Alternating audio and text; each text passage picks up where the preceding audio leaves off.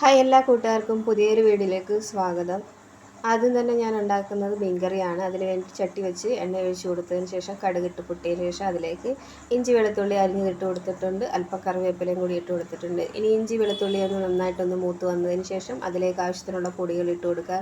ഞാനിവിടെ 2 സ്പൂൺ മുളക് പൊടി, 1/2 ടീസ്പൂൺ മഞ്ഞൾപ്പൊടി, 1 സ്പൂൺ മല്ലിപ്പൊടി ഇത്ര ഇട്ട് കൊടുത്തിട്ടുണ്ട്. പൊടികളുടെ പച്ചമണം മാറുന്നവരെ നന്നായിട്ടൊന്ന് മൂപ്പിച്ചെടുക്കണം. ചെറിയ തീയിലിട്ടതിന് ശേഷമാണ് പൊടികൾ മൂപ്പിച്ചെടുക്കേണ്ടത്.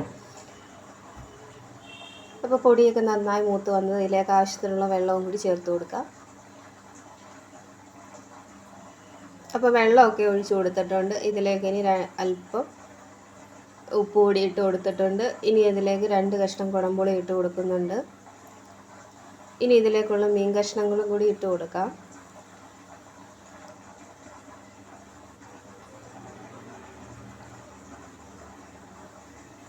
ഇനി ഇത് നന്നായിട്ടൊന്ന് തിളച്ച് വരട്ടെ.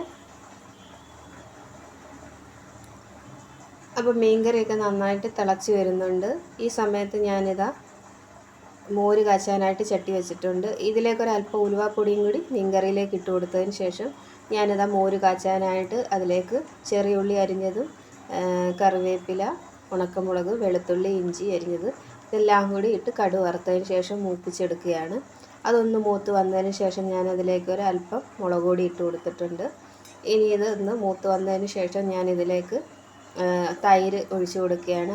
അല്പം മഞ്ഞൾപ്പൊടിയും ചേർത്ത് തൈര് നന്നായിട്ട് ഒന്ന് അടിച്ചെടുത്തതാണ്, അതൊഴിച്ച് കൊടുക്കാം. ഞാനിതാ തേങ്ങ അരയ്ക്കാത്ത മോരുകറിയാണ്, വളരെ പെട്ടെന്ന് ഉണ്ടാക്കാൻ പറ്റുന്നത്. ഇതിലേക്കൊരല്പം വെള്ളവും കൂടി ഒന്ന് ഒഴിച്ച് കൊടുത്തതിന് ശേഷം ഇതൊന്ന് ചൂടാക്കിയെടുക്കാം. ഇതിലേക്കൊരു അല്പം ഉലുവാപ്പൊടിയും ഒരല്പം ജീരകം പൊടിച്ചതും കൂടി ചേർത്ത് കൊടുക്കുകയാണ്. അപ്പോൾ ഇതൊന്ന് ചൂടായെടുത്ത് നമ്മുടെ മോരുകറി റെഡി ആയിട്ടുണ്ട്.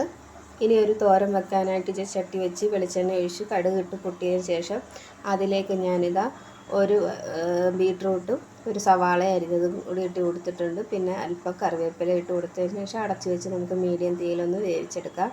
അത് വേവുന്ന സമയം കൊണ്ട് അതിലേക്കുള്ള അരപ്പ് ഞാൻ തയ്യാറാക്കി എടുത്തിട്ടുണ്ട്. ഒരല്പം തേങ്ങ, ഒരു പച്ചമുളക്, 2 അല്ലി വെളുത്തുള്ളി, അല്പം മഞ്ഞൾപ്പൊടിയും ചേർത്ത് ചതച്ചിട്ട് അതിന് ശേഷം അതൊന്ന് അടച്ച് വെച്ച് വേവിച്ചെടുത്തിട്ടുണ്ട്. അപ്പോൾ അടപ്പ് തുറന്ന് വീണ്ടും നമ്മളൊന്ന് ഇളക്കി കൊടുത്തു കഴിഞ്ഞാൽ നമ്മുടെ തോരനും റെഡി ആയിട്ടുണ്ട്. അപ്പോൾ ഇതൊക്കെയാണ് നമ്മുടെ ഇന്നത്തെ കറികൾ. അപ്പോൾ മീൻകറി നന്നായിട്ട് കുറുകി കറക്റ്റ് പരുവത്തിനായി കിട്ടിയിട്ടുണ്ട്. അപ്പോൾ വീഡിയോ ഇഷ്ടമായാൽ ലൈക്ക് ചെയ്യുകയും ഷെയർ ചെയ്യുകയും കമൻറ്റ് ചെയ്യുകയും ചെയ്യണം. ഇതുവരെ സപ്പോർട്ട് ചെയ്ത എല്ലാ കൂട്ടുകാരോടും ഒരുപാട് നന്ദി, സ്നേഹം അറിയിക്കുകയാണ്. അപ്പം പുതിയൊരു വീഡിയോ ആയിട്ട് വീണ്ടും കാണാം.